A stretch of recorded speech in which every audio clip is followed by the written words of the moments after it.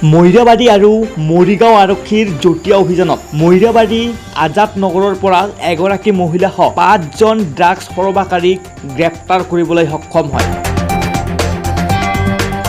আৰক্ষীয়ে ড্ৰাগছ সৰবৰাহকাৰী কেইজনৰ পৰা 4টা ড্ৰাগছ ভৰ্তি বাকচ সহ 24টা ড্ৰাগছ ভৰ্তি কণ্টেইনাৰ উদ্ধাৰ কৰে।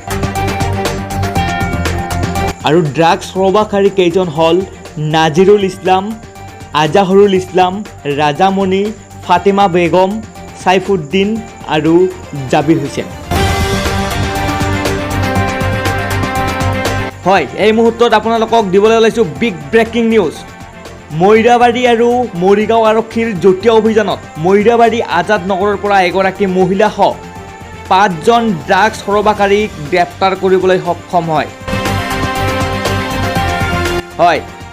আৰু আৰক্ষীয়ে ড্ৰাগছ সৰবৰাহকাৰী কেইজনৰ পৰা 4টা ড্ৰাগছ ভৰ্তি বাকচ সহ 14টা ড্ৰাগছ ভৰ্তি কণ্টেইনাৰ উদ্ধাৰ কৰে। আৰু ড্ৰাগছ সৰবৰাহকাৰী কেইজন হ'ল নাজিৰুল ইছলাম, আজাহৰুল ইছলাম, ৰাজামণি, ফাতেমা বেগম, সাইফুদ্দিন আৰু জাবিৰ হুছেইন।